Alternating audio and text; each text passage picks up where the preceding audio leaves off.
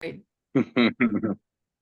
Hello, everyone. Welcome to the Spiritual Spotlight series. Today, we are going to be starting with a panel. I am very, very excited. This is a brand new series that we're bringing, the Spiritual Spotlight series. This is going to be our first panel topic and is understanding healing trauma through spirituality. I have brought on three amazing guests. I'm going to have them introduce themselves, and then we're just going to see where the conversation flows, and hopefully this brings help and healing for anyone that is listening. I'm going to start with Jake. Jake, can you introduce yourself real quickly? Hi, everybody. I am Jake Paul. I am a psychic medium and energy worker. I am also a certified angel therapist. I've been working in this field for about 10 years now. I do a lot of work with helping people move energy and help themselves work past their traumas, their situations, roadblocks exactly. And really, most of what my work is empowering everybody to connect with their own team and spirit. My motto is always, I'm not necessarily pulling any rabbits out of a hat over here. These are your peeps. So a big part of my work is helping you connect with your own people and feel empowered doing so. Love it. Thank you, Jake. And I'm going to pass the mic to Sadhu. Can you please introduce yourself? Hello, I am Sadhu Dah, and I live in Southeast Asia, and I practice the animistic traditions of shamanism found in this region of the world. I have spent numerous years learning with monks and different forest shamans, and I help to make amulets and do rituals and ceremonies and also exorcisms and just kind of make myself a pillar in my community to help wherever I can. And when I find people that need to work through some deeper internal issues, I have hypnotherapy and some other interesting tricks in the Vedic tradition and Tibetan tradition that I pull out and apply where needed. Love that. Thank you so much. And Josephine Hardman, can you please introduce yourself? Yeah, of course. Thanks for having us. This is great. So I'm Josephine Hardman. I'm a certified intuitive healer and Akashic Records practitioner and master teacher. I first opened the records 20 years ago and have been working with them consistently ever since. So the records are my primary modality, but I also work with some other techniques and approaches, including matrix energetics, so energy healing, and psychosynthesis. So I have a little bit of a psychospiritual approach to my work. I teach an Akashic Record certification program. And right now, primarily, I'm focused on helping other healers and coaches and spiritual practitioners and also therapists and psychiatrists and mental health counselors master how to work with the records, first for their own personal healing and evolution, and to clear out their own stuff, so then they can show up at a higher level to serve their clients. I love that. Thank you so much. I think I'm going to start with the first question as, how do you guys feel that spirituality intersects with trauma healing? And I think I'm going to start with you, Sadhu, if you can start that. I think it is the most critical component when somebody enters the field of spirituality as far as seeking development. I liken it to if you go to the gym and you like to lift weights and work out, you can't just go in and immediately throw up the max weight and do all the reps. You're going to injure yourself. You're going to get hurt, and you just can't do it. So you have to start off small and slow and just kind of build that up in increments. And a lot of that is chipping away at the trauma, the prior conditioning, these things that have held us back, or these limiting beliefs and blockages in our energetic body as well. And once we start to remove that crud, once we start to clear these things out and strengthen ourselves, we naturally find where we were supposed to be resonating at this whole time. And then you grow from there. Yeah. And Jake, what do you feel? How do you feel that spirituality intersects with trauma healing? I think spirituality, I think it's easiest to speak from my own experience, has been an amazing tool for me from the beginning, especially as somebody who had a hard time finding exactly where that trauma was rooted. And also spent many, many years trying to divide, my ownership of, my contribution into said trauma, and being able to divide that up and say, hey, that's not necessarily my narrative. However, I have adopted it. So for me, a lot of my trauma healing that I use is shadow work. That's really my favorite juicy thing to do. And it's really interesting too, because I think that through the years, working through trauma, working through learning more and more about spirituality, about my connection with spirit, has really empowered me and has really made me feel even more connected to just myself, to know that, hey, these things can come up. However, I don't have to take ownership of these. And it's completely possible to turn yourself into a stronger and more adapted person. I'm extremely thankful, at this point, at the end of the tunnel, I'm extremely thankful for those events that have put me into the realm of shadow work, because now I get to help other people. Now I get to work with other people through it. I think we'll probably touch a little bit more on shadow work for those that maybe not understand what shadow work is. But Josephine, how do you feel that spirituality intersects with trauma healing? Yeah, so I feel spirituality is a ideal and beautiful vehicle for working with trauma. First of all, as Jake was saying, to identify the root causes of some of the trauma that we might be carrying that's still unresolved. And even to become aware of things like, oh, is this trauma actually mine? Or am I carrying trauma from ancestors or prior generations or a previous lifetime? I think when we awaken spiritually and we realize, oh, this material reality that I'm seeing and touching and is all around me is actually not like the ultimate reality, and there's a spiritual reality going on behind that, that can open up so many avenues for healing. Yeah. And also, if I can add to that, so in one of the modalities I use, which is psychosynthesis, as I was saying before, one of the key ideas in psychosynthesis is that we work with what we call our inner multiplicity, because we all have so many different selves and different parts inside of ourselves. So we call these selves, little selves with a small s, right?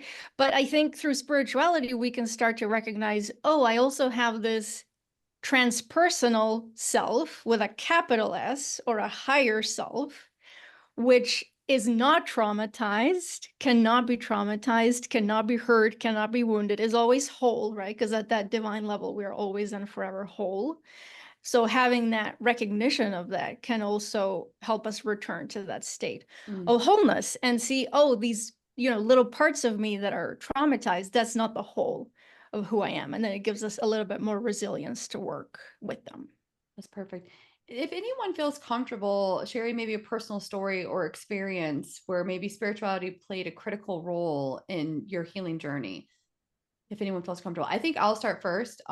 Just because, I know that, how long has it been now? Like maybe 9 years ago, my brother committed suicide. And then I got fired from my job. My house went to foreclosure. Like I had these serious, cataclysmic events happen in my life that really brought me to my knees. Like my brother had passed, and then I got fired from my job because I wasn't able to be present in my job. Then I got my house foreclosed on. And then I remember feeling totally lost and alone. And I was, on my spiritual path now, probably 20 years, and like I said, this was probably 8-9 years ago. And it really this is the first time I've ever been brought to my knees in prayer, really praying, please help me get through this, and it was such a cataclysmic moment in my life to really, and I know that they say heart hurts and trauma is like rocket fuel for your ascension. I'm not sure if anyone else agrees with that, but it really kind of broke me open to, one, making me realize I'm not alone on my spiritual journey, and two, we have these horrible traumatic events, but I'm going to be okay. This is just a slice of my life and I'm going to make it through. Does anyone else have a story they might feel comfortable in sharing? Yeah, I'd be happy to share. Please, thank you. If I can go. First of all, I love hearing about your story. And I'm so sorry you went through all of that. That's so tough. So I have my trauma, I would say, or my trauma, right? It's comes from my immigration story. So I was born and raised in Argentina. And then I left with my parents when I was 11. We left. So we immigrated to Ecuador, and then we came to the US after that. So leaving when I was 11, and at the time I felt, oh, this is, I'm a kid, this is an adventure, great. But it was also an experience of being uprooted, right? And kind of losing everything that was familiar, losing culture, losing family of origin, school, all of that was familiar and safe and warm, all the things that I grew up with. So I feel at that point, it was almost looking back now as an adult, I could see, oh, I lost the sense of home. I lost a sense of belonging in the world, which then I've had to reconcile as an adult, because that pattern kept showing up of like never feeling like I'm at home, never feeling belonging, never feeling like, oh, is this the place for me to be? And for me, in working with the Akashic Records, that has really been, I've been able to work through that and heal that, because the records, because they are this unconditional field of love and support and welcoming, and just a super conscious field, that has given me a sense of home and belonging, and this understanding that, oh, home is not about a physical location, it's about if I can feel at home in myself, in my body, no matter where I am, that's really a true sense of home and belonging. And so spirituality has enabled me to move through that. Yeah. Thank you so much for sharing. Does anyone else have a personal experience they might feel comfortable sharing? Yeah, duh. Yeah, I mean, just one of the facets of my journey, I would say, is growing up in a really small town that was very heavily influenced by religion. And as somebody who was not cultured to be raised in a certain denomination, actually quite spiritual, it was always very isolating and restricting, growing up in that setting, especially when you felt like couldn't necessarily relate to everybody's background or necessarily where they were coming from, especially when you were surrounded by your elders at the time who are very rigid, and have a very specific idea of how even just everyone's life should be led. That just married into, I have really, as far as I've been aware of, always been very connected to my anxiety and depression from a young age. I was just born silly.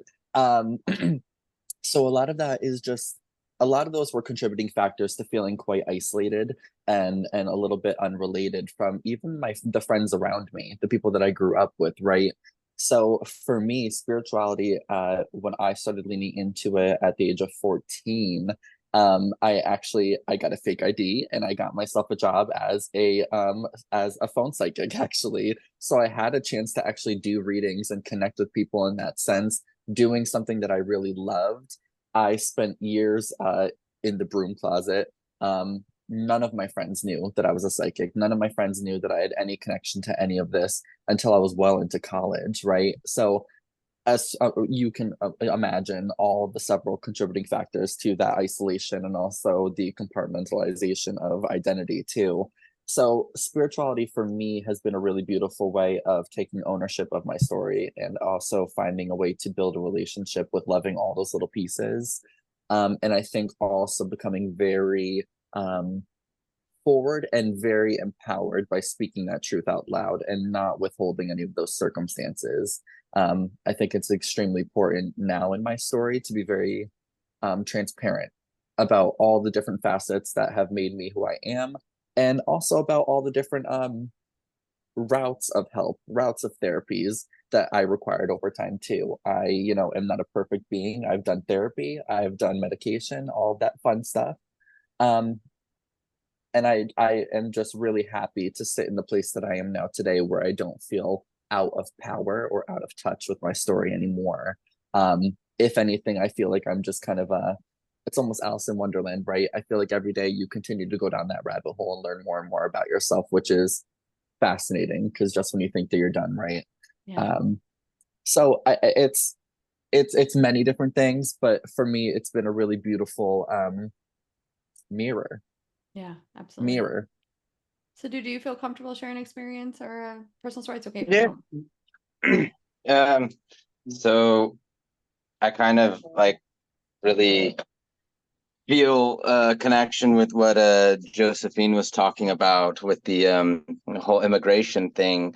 So I was adopted. My father's from Mexico, and my mother is from Zim, and so like I was really disconnected from so much when I was a child because I didn't know my family.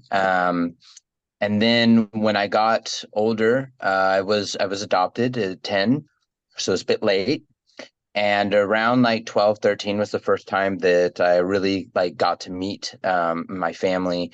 And yeah, for me, it was so conflicting because I had no direction in anywhere that I was going. And I actually did end up getting involved in um, like basically gang life and doing things that really just show the worst side of humanity and the worst side of our own characters and where we could go as people.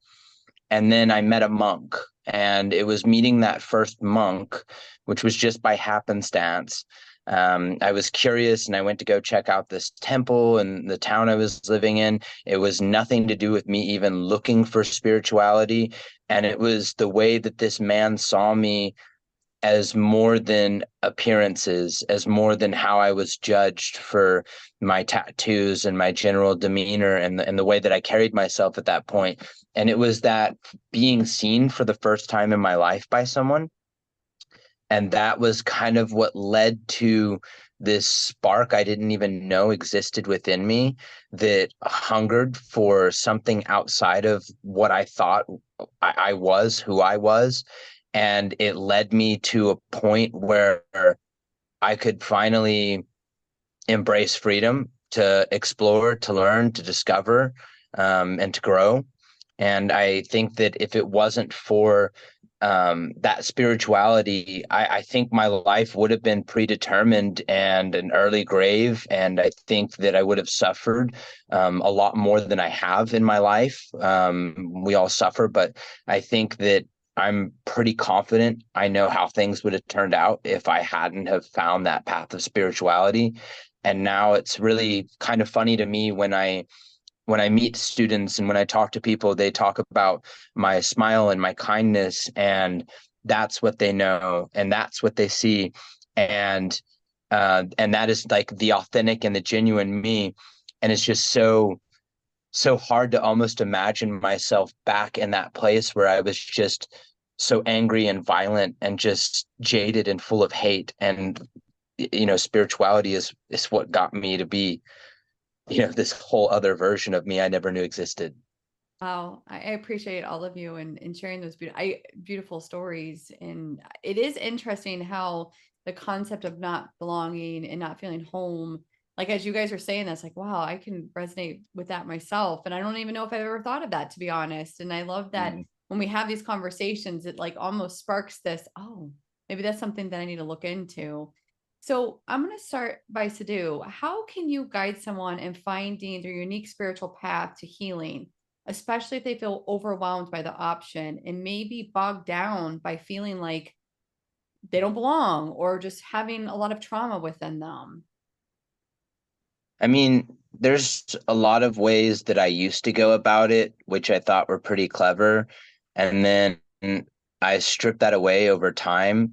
And I've come to really just get to know what the person's interests are, how they like to learn. Even if that means I pass them off to another teacher who's better suited in that regard of helping them in their development.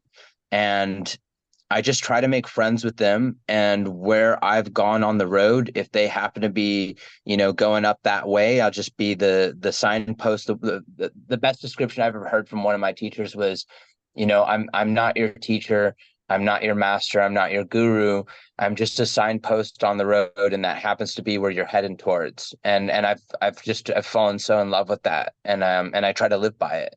I'm just a signpost. And the one thing that you did say that both Jake and Josephine nodded their head on was that if you have a student that needs a different teacher, you feel comfortable in recommending them to another teacher. And I think Absolutely. all of us as healers, that's something, as somebody who's looking for a healer, know that if they can recommend someone else and they're not stuck in their ego, and they're going to send you to the best person they feel is appropriate, like use your discernment in that. Sorry, little caveat, because I just think that's such an important thing.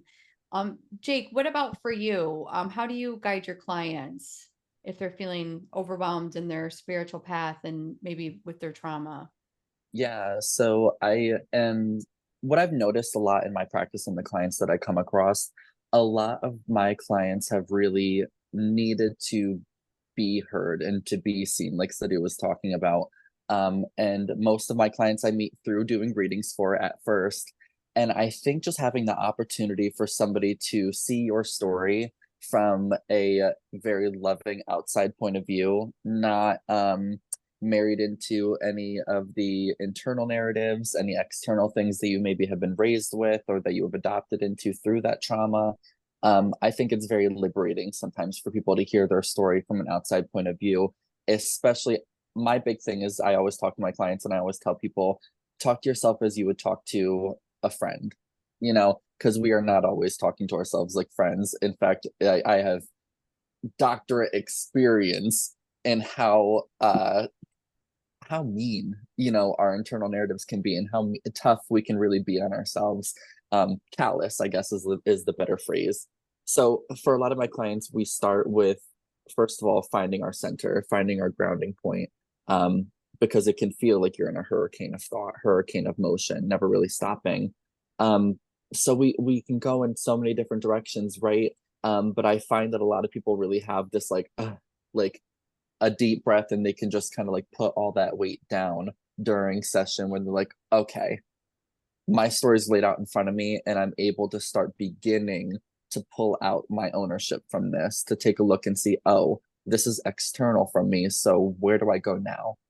Now that I've identified several different factors, where do I start? Where do we go now? And honestly, I think that a big part of it is it's such an intuitive process. There isn't an exact framework that I approach this with, because healing is such a circular journey, right? And everybody's so different. We respond different to different therapies. And some of us take longer to get to certain aha moments. That just because maybe I might have picked up something in the session does not mean that that's appropriate to bring up at this point in the healing journey. Maybe that's a nugget of wisdom for later on down their road, But I also think what we were just talking about, what Sadhu was just talking about, it's very important to know your limits and know if you feel that your client would better resonate with somebody else in the community. That's why I'm so happy to know people just like you all, and have these connections that I can give this information to somebody. So, and a big part of that is because, 10 years ago when I was in the depth of all of it, there wasn't so many avenues and there wasn't an option to be like, oh, well, who do you know in your listing that could help me with X, Y, and Z? It was really just riding it out, trying to find the answers on your own, right? So any chance and opportunity I can take to make my clients' lives a little bit easier, guide them in a better way, with some ease, I will absolutely take it. And I'm not too proud to admit, when I'm not the right person for that. Absolutely. And Josephine, how do you guide someone in finding their unique spiritual path to healing?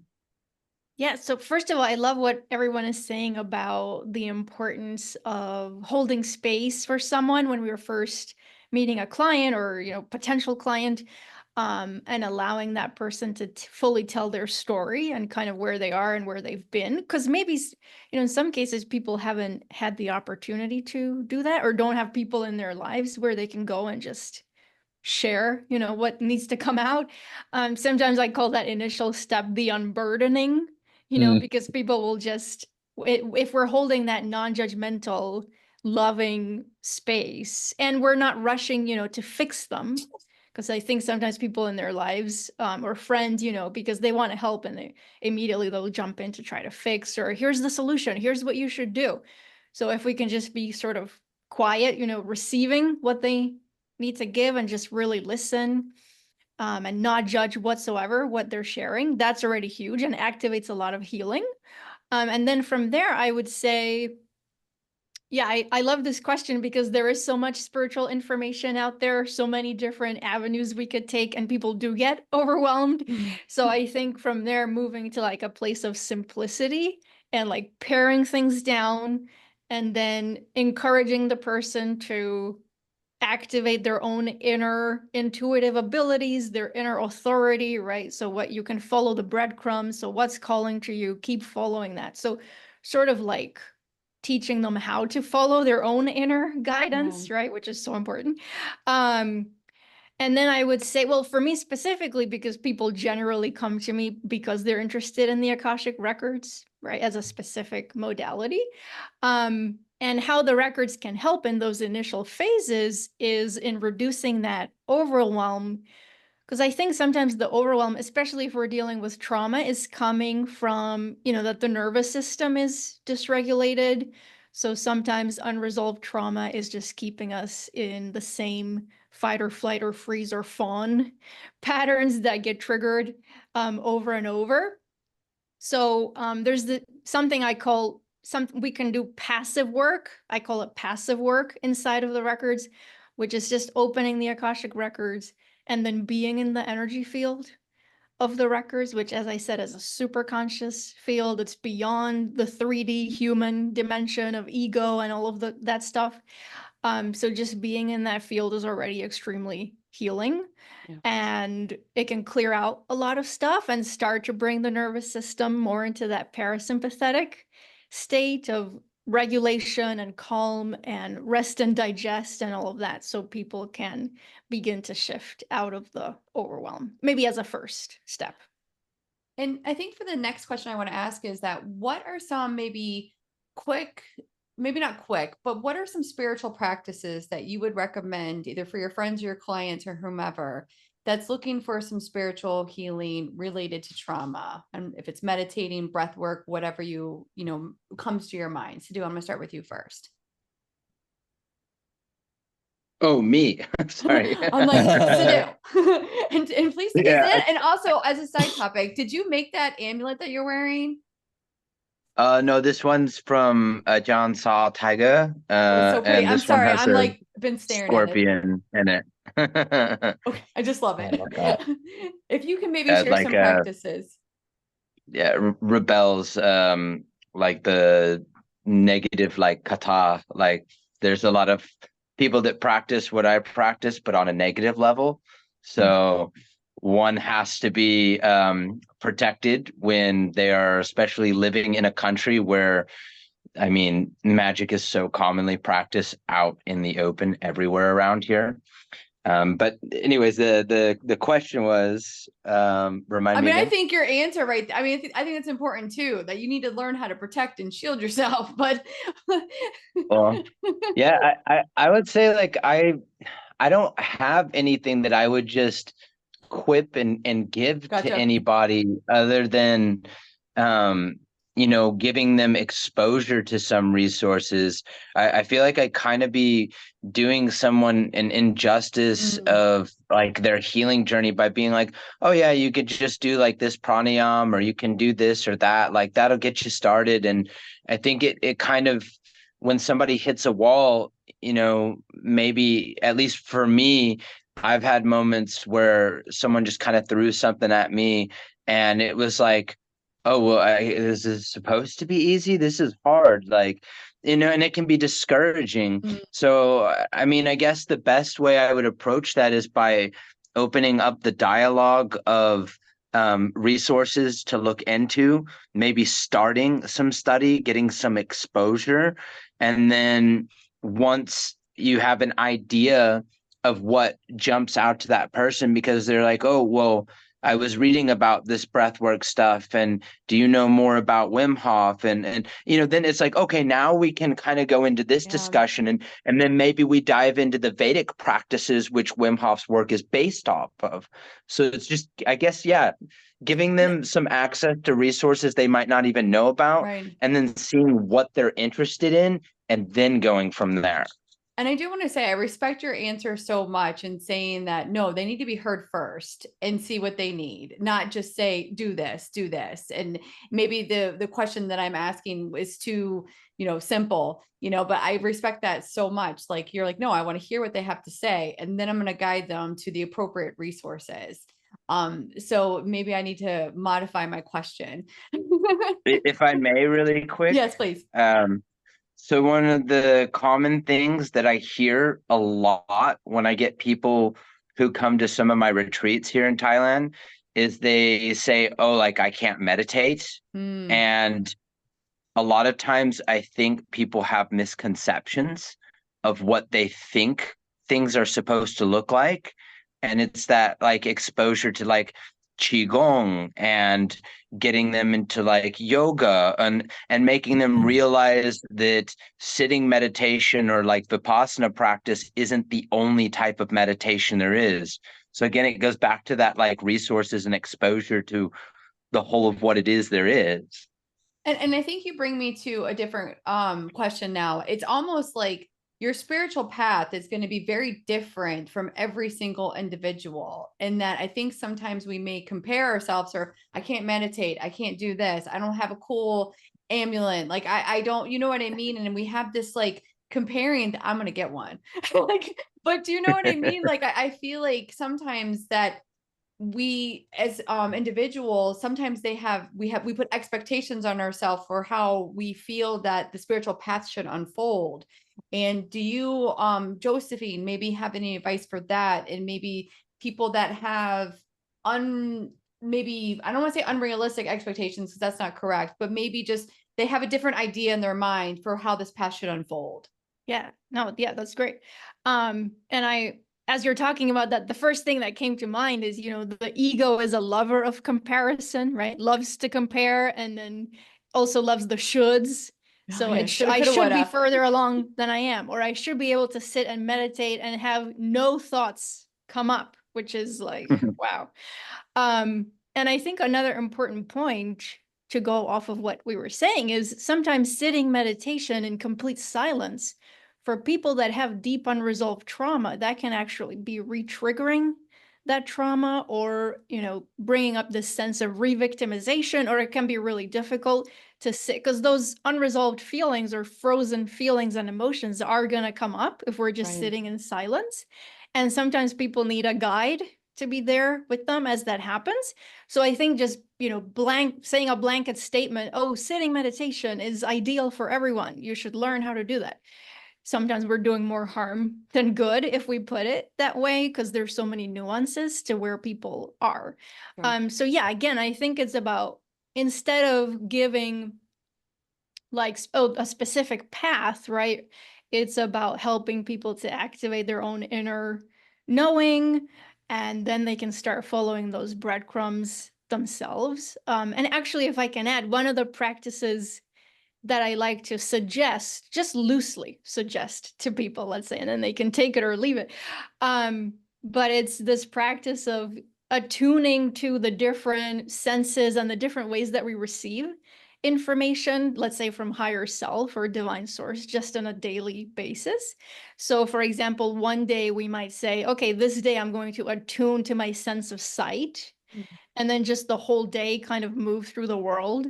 Really paying attention to what you're seeing. Is there a flash of something, out of the corner of your eye?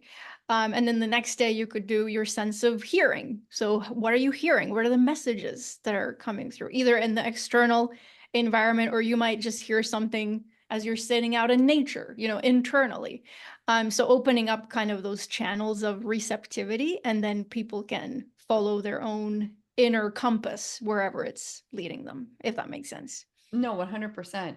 And Jake, what can you add for that? For me, yeah, and I love what we were just talking about, the struggle with being able to sit still and meditate, because let me be transparent, I still can't necessarily do that. As somebody who lives with ADHD, and that's always impacted the way that I function, it is not lost upon me, that many people struggle with that ability to just sit still, and also to have just one train of thought, because baby, that's not how this circus operates over here. But we love it. So for me, it's really identifying, where the client is at and really what their point of view is. So is this somebody who is able to sit down for a moment? If so, then I'll teach them something called the post-it note therapy, the post-it note method, which is instead of focusing on, oh, I'm on a nature path and I am walking up towards a sign, etc. It is really just more about taking note of the thoughts that are coming into your mind, all those intrusive ones. Anything too. It doesn't even have to be bad. Even it could be, oh, I know I've got a board meeting next week, and that's taking up a lot of space in my mind. It's showing people that we can write that down on a little graphic piece of paper and learn to trust your inner self by saying, you know what, I'm trying to pull some time to myself right here. So although my subconscious, my little shoulder goblins trying to make me focus on X, Y, and Z right now, you can build that mutual trust with yourself to say, okay, I'm writing this down on a post-it note. We're all seeing it. I will take care of you later. I will revisit you later. That has been a really important part for me. And also, I am a really big believer in using either dance or physical touch, physical motion, sound as a great way of meditation. I think that it's a really beautiful way to, number one, shake up energy that loves to just find itself into those little nooks and crannies of our body. And also, not lost upon me as well, for those who maybe are unable to walk or unable to be extremely mobile, the importance of using even just sound as a way to feel that movement through the body, feel the movement on an energetic level. There's just so many lots of different things, but I think what it is for me is I always focus on the essential tools first. Yeah. So whether that is somebody who feels like they would connect really well with something physically in their hands, so whether that's, okay, let's find you a crystal, okay, let's find you something that is attainable for right now in this moment, or are you interested in doing something outside? How can I walk you through an experience outside? I really just like to stress, let's start at the very beginning. No need to rush, because this is a lifelong journey, right? And these are all lessons that I had to teach myself eventually. So again, it's not cookie cutter, but I think the most important thing that I can offer somebody is the space to hear them. And although I might not ever understand exactly what their experience is, I can offer them a raw space to just speak anything out loud and to listen to them. And I can, help them find those little pieces of truths in there, Absolutely. So I'm going to ask this as the healing practitioners that you all are. So with the healing modalities that you currently work with, how does that help individuals process and release trauma? And I'll start with you, Josephine, just to get in maybe some more specifics. Yeah, absolutely. So as I said, I work primarily with the Akashic records, and there's so many different ways that we can apply the records to work through and resolve trauma. For example, one of the really fundamental ways is that the records can help us heal attachment wounds, because we all grew up with human parents or caregivers in one way or another, and those human caregivers are flawed. Sometimes they don't even, I think we all probably agree that they were doing the best that they could at the time with the resources that they had and all of that. Well, in some cases, no, right? So generally speaking, yeah.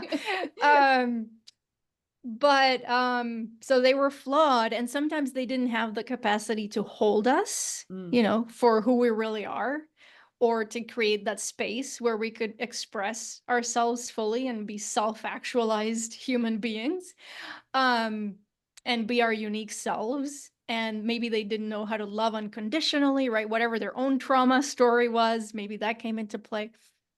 But with the Akashic records, I like to call or refer to the records as the most benevolent, divine parents that we could ever have. Because as I said, this is a different energy field than what we're experiencing at the human 3D level. So it's unconditional love, unconditional support, non-judgment, complete welcoming. We can bring all of ourselves, all of our shadows, all of our light, just everything is welcome inside of the energy field of the records. And so what I've just started to see naturally in the years of doing this work is that people will go into the records and spend time there, and just naturally, because they're connecting to this source of unconditional love and they're learning how to unconditionally love themselves in the process as well. And then all of these attachment issues and insecure attachment or trust issues with themselves, with other people, all of that starts to get resolved. And of course, we can also work with it, in a targeted way of going in and, for example, meeting with our past selves that experienced the trauma and bringing those past selves into the present, seeing what it is they might need now, and just, moving through the healing work in that way. And what about for you, Sadhu, and working with your Well, clients?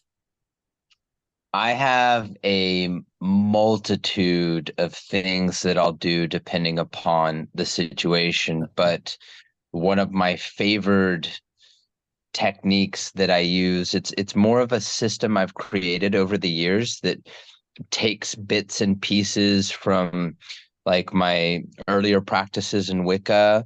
It dives into a lot of like Western hypnotherapy modalities, and even uses like shinobi workings as well. And what I do is I first start with a lot of breath work. Okay, so we get the person basically into that 4F trauma response intentionally. And once we do that, we start with color breathing, and we'll kind of breathe out the stressed charge that's representing itself. And then we do a little bit of body mapping and we find where it is. And then we breathe in some good colors, some good memory, and we put it in there. And this is kind of like what I call like putting like a little stitch in place. Like this isn't the healing. Like this is just we're just going to hold these things just so we know where we're going to go. And then I induce by using like pranic energy and some samadhi meditation. I will kind of envelop them in like what I call like a little golden bubble, and they kind of join into my madness. So they get to feel my energy, and we walk them through a safely guided astral projection. And maybe Josephine might actually know what this place is. I don't know what it is, but I call it the Hall of Doors. And inside this place, there are like millions and millions of doors. It kind of looks like if you've seen Monsters Inc., like when they have all those doors, like it's like this. So like I don't know if that's the Akashic Hall of Records or like what it is, Josephine but and I there's both all like these doors there. Yeah, So that's fascinating. yeah. So I figured out how to get there at some point, and I don't know how, but it got there. And then I've learned how to take people there. So we have what we want to work on. We've created the right conditions. Now we take them there, and then we find the door that's calling to us. We take in all of the details of the door, to like the frame, the material it's made of, the doorknob, like everything. Then we go through it, and then I have this very specific guiding that I walk people through. And then we end up it gets weird. Like you meet a dolphin at the beach, and then he guides you under the waters, and then you come up into this cave, and then it's all metaphorical and also not at the same time. It's strange because sounds you see very, amazing. very visually. What? It sounds amazing, not strange. It sounds amazing. I want to meet a dolphin. But it's very Come on. visual. It's very visual. Like you actually go there, but like we're in a delta brainwave state at this point, so it makes sense. And then once we get into the cave will basically act as like this container where you kind of confront what we stitched up. And then I use a lot of like so in my tradition we call kata, but you would call mantra. So I use a lot of kata there, and then I basically let this person do the work on themselves in that space, because I found that a lot of times it's not that people are unwilling to do the work, it's that they don't know how to do the work. And if you put them in the space, if you can set that up right, and you put them there, a lot of times they'll just do the work themselves intuitively, as we've been talking about. And so if you can just create that right environment, that right atmosphere, and place them right there, and knowing that they're safe, knowing that you're watching over everything, and you just let them focus on them. That's all. Their only job is just to focus on themselves. And then once the time that is taken has passed and they're good to go, you walk them back exactly where you came in, exactly the way that you came in. You go back out the door. You come from the hall of doors back into the body. You unwrap the cocoon of white light from the body. Then you blast them with some good old Reiki, pranic energy, whatever sort of modality you want to use, just to give like a little cleanse over. And then you sit there and you process like, hey, hi, so tell me about your journey. And then you break it down with them. So like that's like the main modality I've been using a lot. I love that. I love It's that. fun. I love that. I before I go to Jake, what if you have a client that's not very visual? I have personally never had that happen. And I think Right. it's because of how I get them Interesting. prepped. Love that. All right, I'm booking a session with you because I'm not visual. So Jake, please tell us. I'm so sorry. Wait, what was the question? I got I'm too like, into his story. I was just I listening. know. I'm I like, was like, yes, we're all yes. like, can you just guide us through it now? And then we'll meet Josephine in the records, and then we're gonna go with Jake with the angels. When you're working with your clients, like what specific modalities, like how do you walk them through, and how does that help them with their trauma? If you don't mind sharing. Okay, yeah. Perfect. Now I'm here. Hello. He's back. So, I usually really love to, when it's trauma specific sessions, I love to have a one-on-one like energetic healing session. And I use a couple different things. I, number one, have a medicinal rattle that I'll utilize during session. Some singing bowls that maybe I'll use frequency wise to help them get into a certain brainwave. All of this is we can talk days and days about that. Mostly what I would do is, so I would hold them into, what you might call a Reiki session or an energetic healing session. And first of all, I'll start by let's tame the energy, right? Let's calm down the energy, because usually when everybody comes in for a healing session or for a session where they know that they might be looking at some difficult things, we're always very tense. We're always at a 10 when we already come in through the door, right? So a big part of my job is to really lay on thick that healing energy, that very comforting energy, to really create, I always kind of call it like, like grandmother energy, being in a space that is just so loving and so passive. This is just a space for you to be raw and vulnerable. For me, I love to use visualization. However, I am also somebody who struggles a little bit with that too from time to time. So I kind of blend a couple different things. I learned a lot of beautiful stuff from, I'm sure you're all familiar, The Body Keeps the Score, of course, that really beautiful book. And also from my own therapy healing sessions that I've had with my therapist, TRE, trauma release exercise, beautiful life-saving modality that I have gotten to experience. Especially as somebody who loves to just store away all the stuff that goes funky and bump in the night in my head. I love to just compartmentalize that, put that in the body somewhere. So I'm no stranger to it. So during an energetic healing session, I am trying to find, and it's exactly what Sadhu was saying, we're trying to identify where in the body things are living. And what's really interesting is that a lot of times the client knows. The client knows where these things are living, understands what that theme could be. It's just that we don't always have that space to have really neutral conversation about like, okay, where is that living? How is that affecting me? And how do I identify the different pain points, and which one of those need the most love right now? Which one of those need the most radical love and compassion at this moment? I would say a lot of time, and I also tell my clients that we're not resolving anything overnight. Rome was not built overnight. We are identifying things so that we can have a conversation about what therapies are calling to you, what tools and assets are most alluring for you. What? Oh my God, I lost my train of thought. So I'm like, is he pulling in a channel? Like, is Michael here with him? Like, he's no, oh my grabbing God. something. So a lot of times during a healing session, I'm helping move through a lot of those blocks so then they can start kind of fresh on their journey and be like, okay, now that I've taken a look at some of these things, I can start a little bit of a clearer slate to say, okay, I want to start bringing in this tool. A lot of my work with my clients is really just providing them toolboxes. And a lot of my thing too is that we do a lot of the healing work, yep, in session, but also I'm a big believer in saying, okay, but now here are your tools for moving on forward, because this is a lifelong session, right?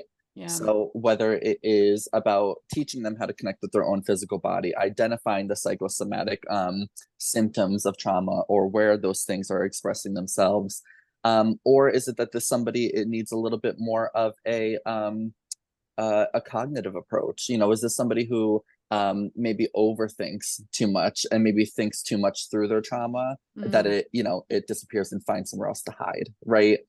I'm somebody who does that. That's who I am. Spent many years of my life, you know, overthinking it, or in your brain you problem solve it and you say, oh, that's healed, and then all of a sudden 10 years later you're like, oh, something's not quite right. So it's really interesting. I have a lot of experience with internalizing and losing track of where that's going exactly. So I really enjoy, and I use Alice in Wonderland really is a big archetype that I always go back to for people, especially going down this rabbit hole and getting yourself lost in all these different things that happen in between. Life happens, right? And we Yeah. keep pressing forward. A lot of us, these are all separate different things. But a lot of us, just life happens and we have to keep pressing forward. And my joke is, I in session like to, it's the expression of sweeping it under the rug. My expression is that I love to work with people who all of a sudden you realize that the rug is 2 inches off the floor and you're like, okay, we got to have a moment here. We got to address the situation. Yeah. So there's so many different ways to do it, but I really love to work through that personal lens of physical exploration of the trauma. And also even, you know, then we get to have a conversation about shadow work, right? Shadow work, journaling, ritual, ceremony, that we can connect with that deeper. All of that really fun stuff. But most importantly, going back to my tools, I utilize drumming because that's just my frame of reference. I utilize singing bowls. And I also use that energetic healing because, you know, sometimes we do things in our practices as teachers and healers that are little nuggets of wisdom that we're not necessarily coming out saying, this is an answer for you, or this is a really powerful tool for you, but we're placing it in their periphery. And, you know, when the time's right, they'll notice it, they catch on to it, you know. So a lot of times I'm doing that in healing sessions too, is that I'm connecting with the angels and I'm allowing them to kind of come in, because again, it's the law of free will. You know, we're not just going to get the healing just because, you know, we need it. We have to ask for permission. So a lot of times during session, I'm helping bring down those roadblocks, bringing down those walls, you know, that we have internally, and that we don't even necessarily know that we have, you know, because some of us have those inadvertent, just subconscious walls that are like, I'm building up this barrier. And a lot of times it's just from self-preservation, you know, it's protection. It's the inner child that is just vehemently trying to protect itself and stay out of harm's reach again, you know.